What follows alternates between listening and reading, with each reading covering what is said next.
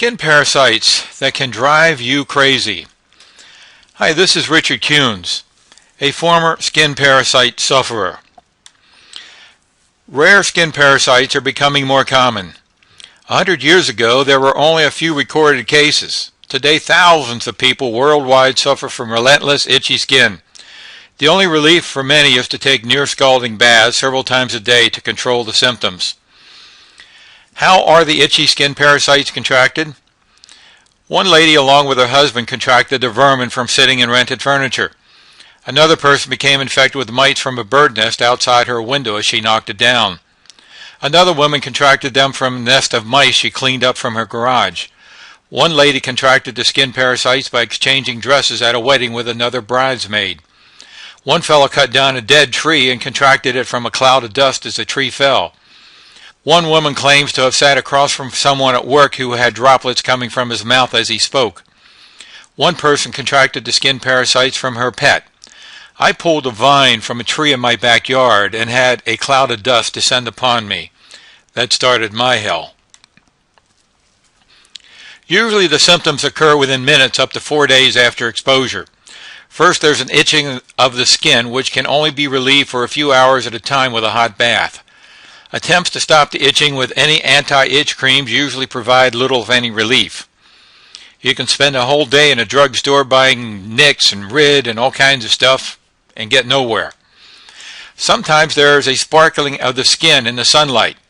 In trying to see what causes the itching, nothing can be seen with the naked eye. In some cases, there appears to be a breaking of the skin, about 2 bite marks that are about 1/8 of an inch apart, which looks like a little vampire bite. Within a few days, the symptoms become more severe. Many complain of biting sensations from under the skin. They think they have mites that live under the skin biting them. Rashes and lesions can develop anywhere in your body. The rashes are an indication of a bacterial complication. Doctors usually prescribe Elamite, Diproline, Quell, cortisone, sulfa drugs, that is if they don't tell you it's in your head, or antibiotics for the rash. For up to 4 days it seems like a cure, and then all symptoms return in full force. You begin to think that the organisms have adapted, getting smarter, and have become immune to the barrage of treatments. Next is the dermatologist. The dermatologist examines you, looks at you, and he really can't find a reason for the outbreak. And he might actually suggest that it's because of stress, or infer or tell you that it's because you're scratching too much and your fingernails are causing the problem. Like you got nothing to do but sit around all day and scratch your lesions, right? Ultimately, he'll collect blood samples and maybe take a plug biopsy, and you're hopeful, but when the results come back, the only thing that is found is a slight elevation in the CBC, complete blood count, indicating a slight infection. The plug biopsies show up negative, and there's nothing else that shows up in your blood. The sufferer begins to thinking that you're living a bad dream. And believe me, what a nightmare. Unknown to the sufferer, while this is all happening, the entire home, you wake up and realize, uh-oh, not only is this thing on me, but all the furniture, all my clothing, all the bedding, everything that I've been touching, the rugs, has become contaminated. These things are everywhere. In your automobile, in the inside of your seatbelt. You see black specks or a gritty material in your bedding. Some also notice fibers emerging from some of the lesions and notice cotton-like ball material on their skin and their clothing and bedding. Desperation leads to all kinds of herbal remedies, dewormers, chelation therapy to remove mercury, medications from Mexico, faith healing, rifing, and most of it gets you nowhere. The offending parasites are generally one or more of the following: Strongyloides, Columbella, Morgellons. The bad news: unfortunately, nearly all physicians, we're not talking 10 or 15%, we're talking 100% of doctors are totally inexperienced with how to treat, much less identify these parasites. And to complicate life more, there are no diagnostic tests available for 2 of them. And the first, the Strongyloides, is a rare nematode requiring a dewormer, which again, physicians are totally inexperienced with its use, even if you get it identified.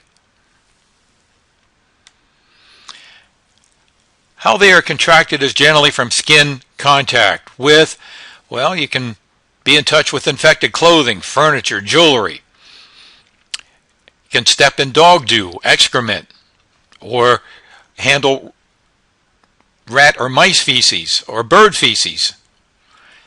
Bed bugs, rat or mice mites.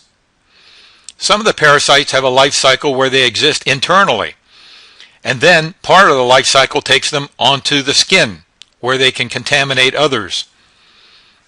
So even though they can be spread by mites and bed bugs, they can also be spread simply with warm skin contact with an infected garment or furniture.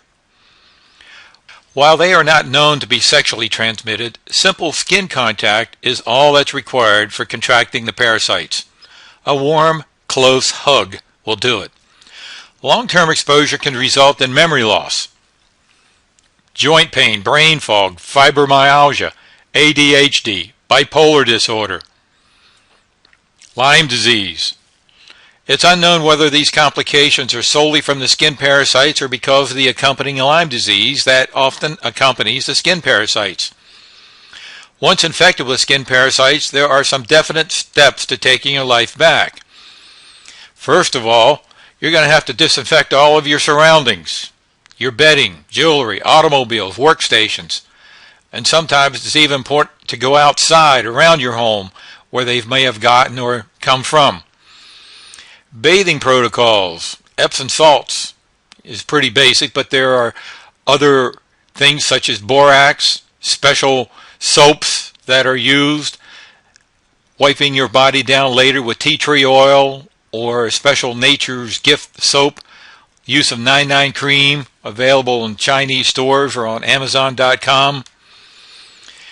Then there's the King diet. Now this diet is high in protein, there's no fruit. Turns out that these skin parasites have food preferences. Yes, there are foods that they enjoy and they reward you with biting and itching, and there are foods that they don't enjoy that puts them asleep. The King diet took me 3 years to discover and perfect it so that it works with all known types of skin parasites. Experience has also demonstrated that it is a diet that helps minimize the effects of Lyme disease. Using special prescription medications is the fourth thing that can help eradicate many of the skin parasites. Yes, if you are infected or know someone who has the problem, but believe me, most people do everything they can to hide it, you can get your life back from Morgellons and other skin parasites.